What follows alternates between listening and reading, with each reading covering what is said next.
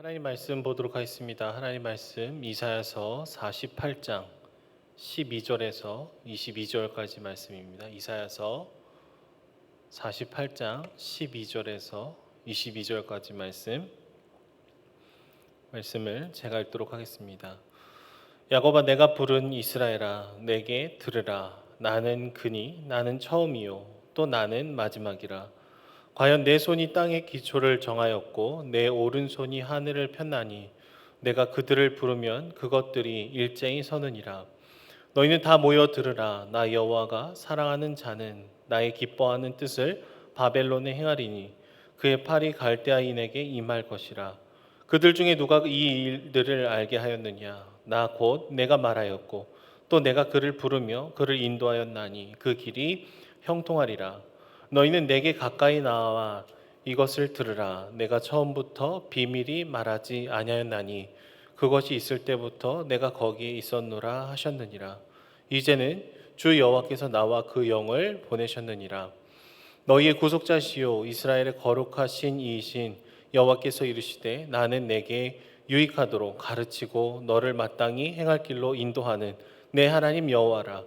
내가 나의 명령에 주의하였더라면 내 평강이 강과 같았겠고 내 공의가 바다 물결 같았을 것이며 내 자손이 모래 같았겠고 내 몸의 소생이 모래알 같아서 그의 이름이 내 앞에서 끊어지지 아니하였겠고 없어지지 아니하였으리라 하셨느니라.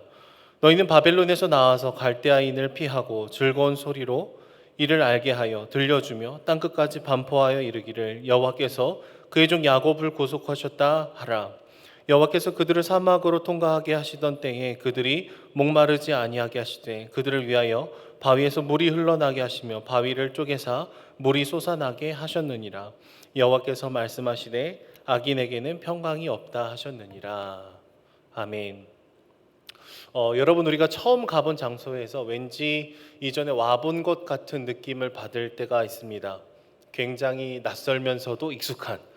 그래서 왠지 그 다음에 일어날 일들이 상상이 되는 일들이 종종 있죠. 이것을 데자뷰다 이렇게 표현을 합니다.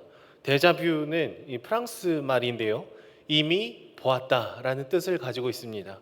그러니까 내가 꿈에서인지 어디서인지 이미 경험한 것 같고 보았던 것 같다라는 것이죠. 오늘 말씀을 보시면 마치 데자뷰와 비슷합니다. 이사야서의 말씀을 저희가 읽고 있지만 왠지 창세기에서 보았던 주님의 이야기들이 참 많습니다. 그리고 출애굽기의 이야기들도 오버랩되는 모습들이 굉장히 많이 나오고 있죠. 특별히 하나님은 바벨론의 포로로 살아가고 있었던 이스라엘 백성들을 향하여서 하나님이 이 모든 만물을 만드신 창조주이심을 얘기를 해주고 있습니다. 12절과 13절 말씀을 보시면 이 1인칭 대명사를 계속해서 의도적으로 반복해서 쓰고 있습니다. 처음이요 마지막은 바로 나다. 땅의 기초를 정하고 하늘을 편 존재가 바로 나다. 끊임없이 하나님 자기 자신을 보라고 지금 얘기를 하고 있는 것이죠. 이 땅의 시간과 공간과 역사를 주관하시는 분이 바로 주님이시다라고 강력하게 선포를 하고 있는 것입니다. 여러분, 주님께서 이런 강조점을 두시는 이유는 무엇일까요? 이스라엘 백성들이 하나님을 제대로 바라보지 못하고 있기 때문이죠. 마치 사람이 많은 곳에서 사랑하는 아들이 딸이 길을 잃으면 어떻습니까? 아빠가 여기 있다고 크게 외치는 것처럼 오늘 본문은 그렇게 큰 소리로 우리를 향해서 외치고 있다라는 것이죠.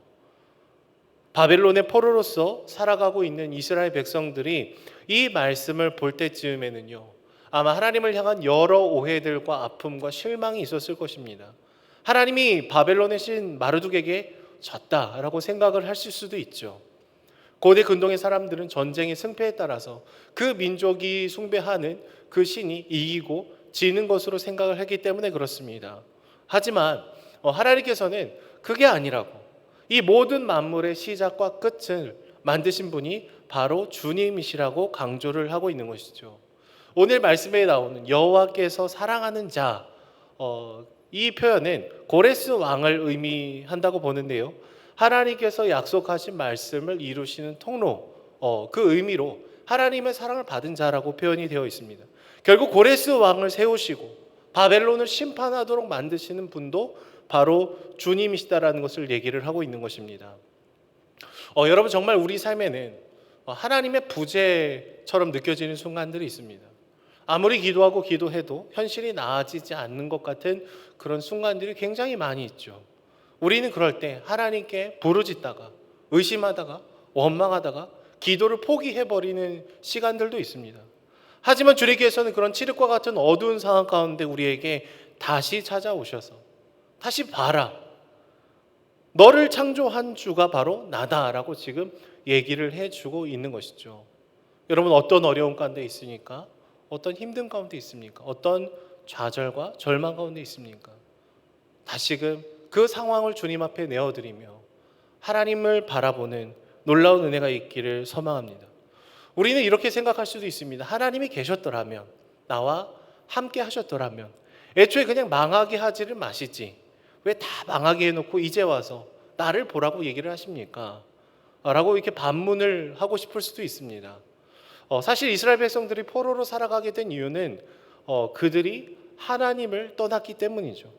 잘못된 길을 갈 때에는 경로를 이탈했습니다 라고 얘기해주는 내비게이션처럼 주님은 늘 선지자들을 우리에게 보내주셨었습니다.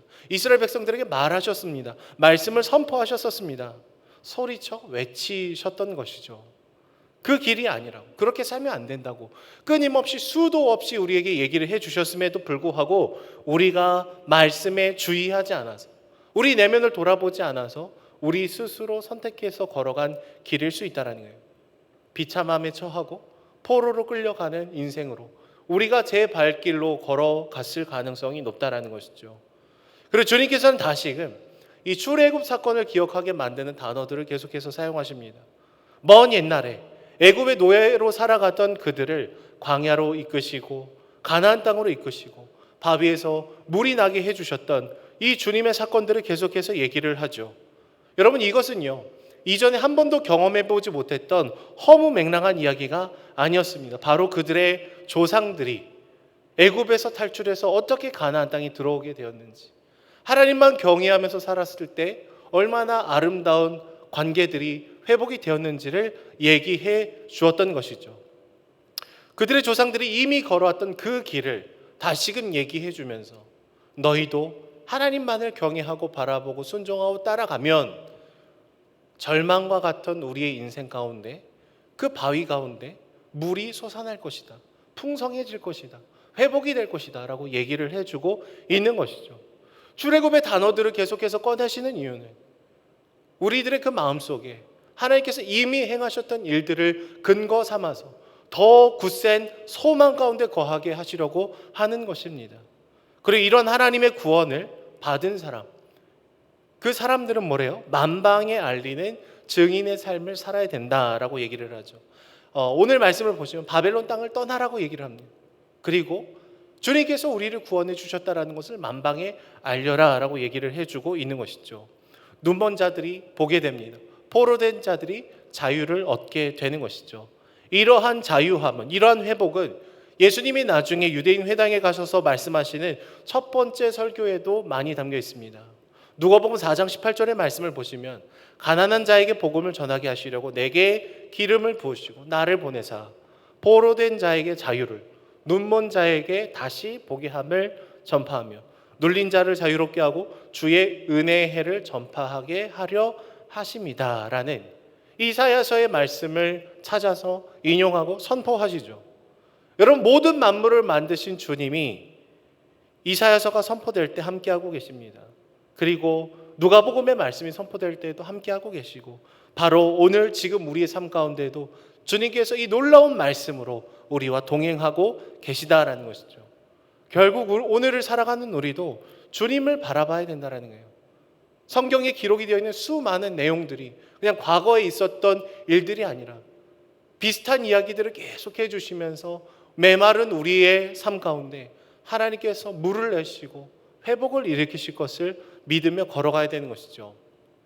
저 안에 사랑하는 여러분, 오늘도 우리는 수많은 우상들에 의해서, 잘못된 가치관에 의해서 끌려갈 때가 참 많습니다.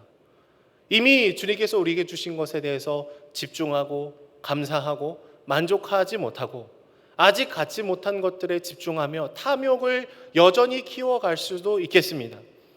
늘 더 새롭고 늘 더 많은 것을 갈망하는 모습이 우리 안에 참 많다라는 것이죠. 비록 다른 나라가 우리나라를 지금 지배하고 통치하고 속박하지 않지만 여전히 우리 인생은 보이지 않는 두려움에 끌려가고 있을 때가 굉장히 많다라는 거예요. 대학을 제때 가지 않으면 실패한 것 같고, 취직을 졸업 전에 하지 않으면 왠지 망한 것 같고, 결혼을 정년기에 하지 않으면 너무 늦은 것 같고, 동기보다 승진이 늦으면 내 인생이 더 쪼그라드는 것 같은 그런 순간을 불안해하고 두려워하고 끌려가는 인생을 살아가게 되더라라는 것이죠.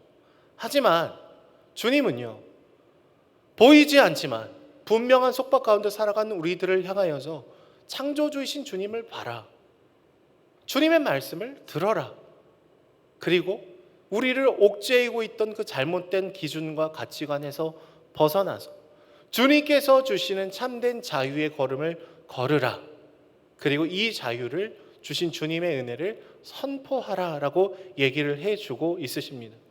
창세기의 말씀, 출애굽기의 말씀, 이사야서의 말씀, 누가복음의 그 말씀, 그리고 오늘 우리 삶에 향하는 주님의 말씀이 한 번도 쉬지 않고 계속해서 흘러오고 있다라는 것이죠. 여러분, 우리가 익숙한 속박의 문화에서 떠나십시오. 하나님 품에 안기십시오. 주님이 주신 참된 자유함으로 두려움과 겁박을 이겨내시며 온전한 회복이 일어나는 저와 여러분들이 되기를 소망합니다. 만물을 만드신 그분이 내 이름을 아시며 내 목소리를 듣고 계신다라는 것을 우리가 기억할 수 있었으면 좋겠습니다. 그러할 때, 주님을 바라볼 때, 주님께 우리의 시선을 고정할 때 모든 걱정과 염려를 이겨내는 놀라운 주님의 은혜가, 그 임재가 가득하게 될 줄로 믿습니다. 사막에 강물을 내시며 바위에서 물을 내시는 그 주님께서 오늘도 우리와 함께 하십니다. 이것을 믿고 걸어가는 저와 여러분들이 되기를 소망합니다. 기도하겠습니다. 사랑해 주님, 감사합니다. 주님께서 늘 말씀하셨음에도 불구하고 듣지 못하고 순종하지 못하고 주님을 거절하고 떠나갔던 우리 인생에는 속박과 두려움과 아픔만이 많음을 주께 고백합니다. 거짓된 생각과 가치관을 떠나가게 하여 주시고 하나님의 그 말씀을 돌아보며 창조주이시며 우리를 구원해 내신 주님의 손길을 믿음의 눈으로 바라볼 수 있도록 주님 붙들어 주시옵소서. 오늘 하루도 수많은 걱정과 염려와 산재에 있는 문제들이 참 많지만 하나님 한 분만을 바라보며 주님의 손을 의지하며 나아가오니 하나님 참된 자유와 회복과 평강과 주님의 놀라운 임재가 가득할 수 있도록 주님 붙들어 주시옵소서. 감사드리며 예수님의 이름으로 기도드립니다. 아멘.